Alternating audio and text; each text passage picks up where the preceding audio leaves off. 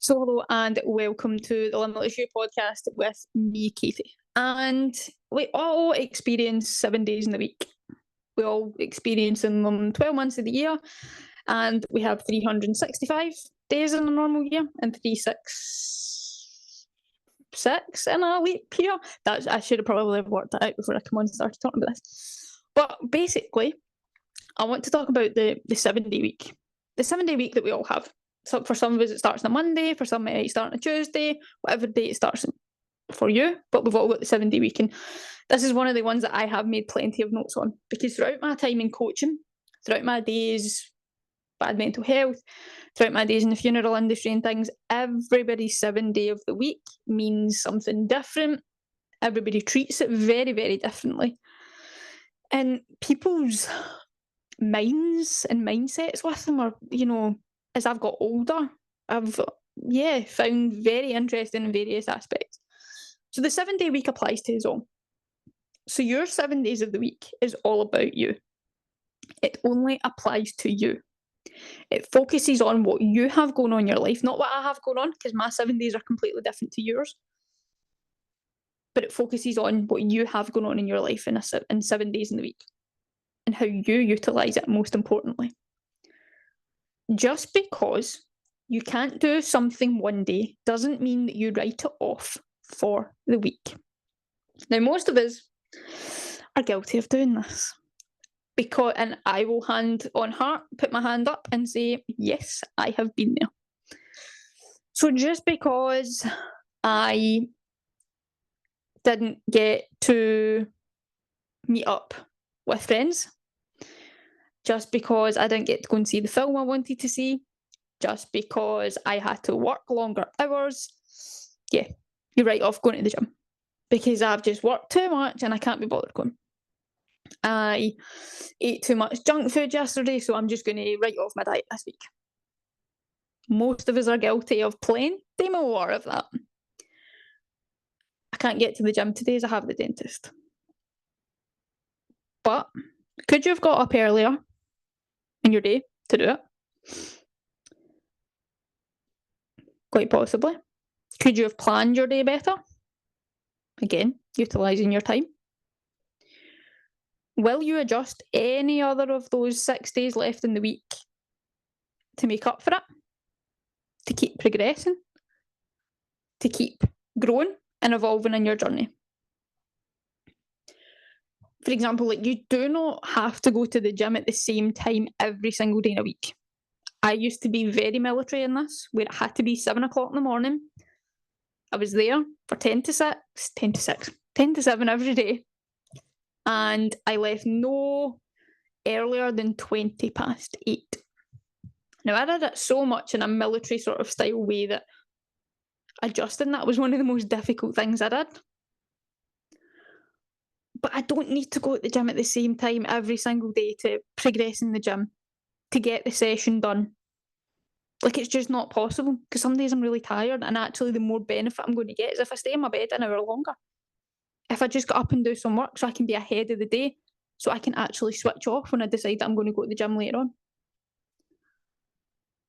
So what we're saying here, and what I am saying here, should more than say, is that because that something has been missed out for whatever reason, it doesn't mean that we should miss it out that week.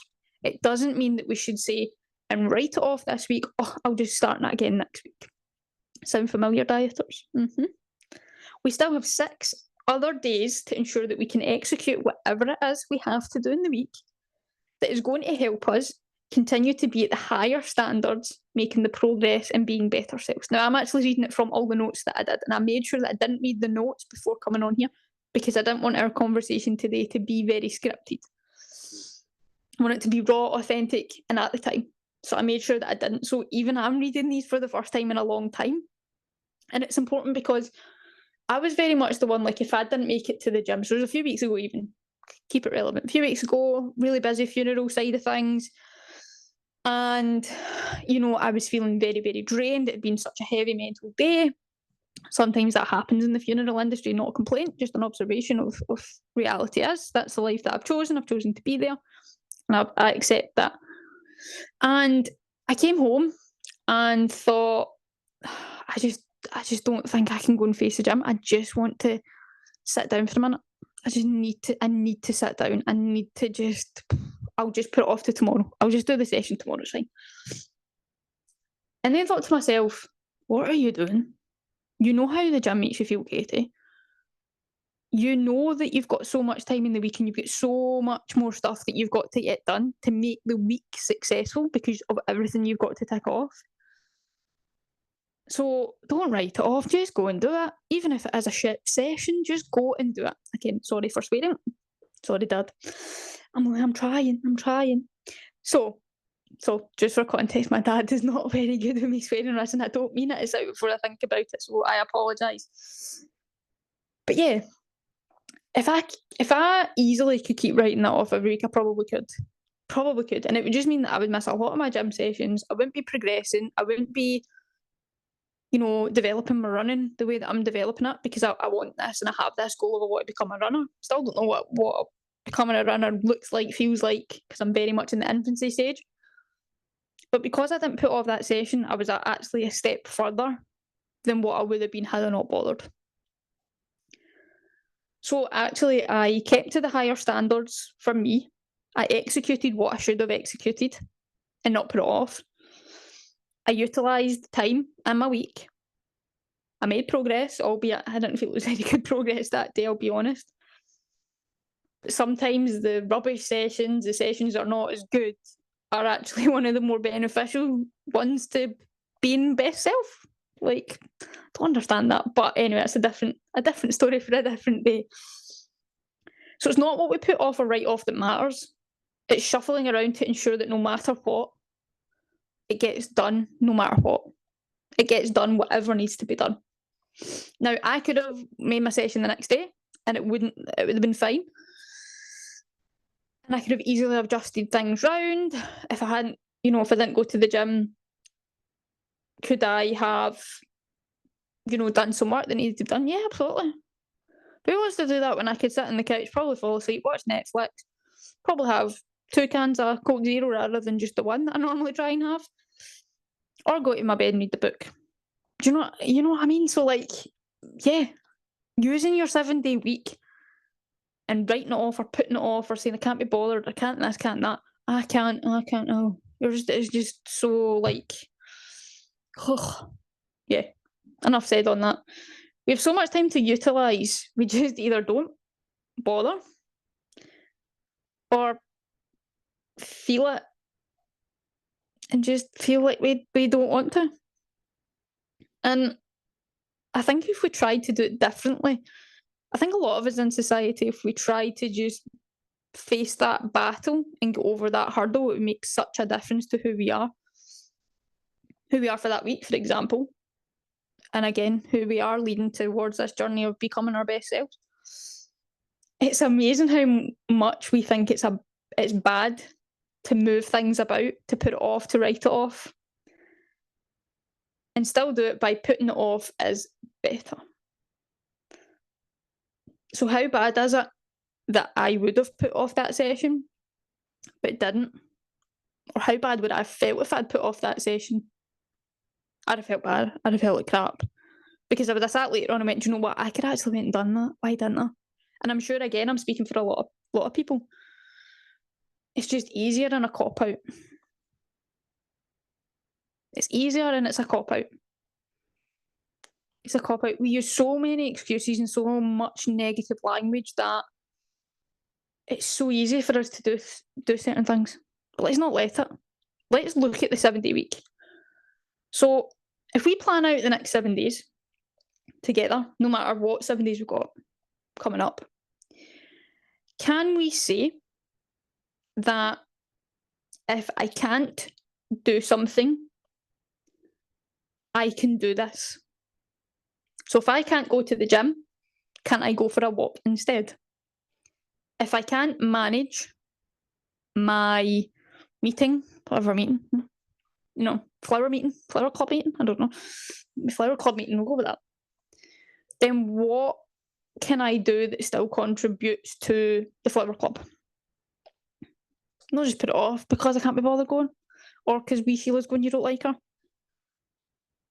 If I don't get to go my shopping, then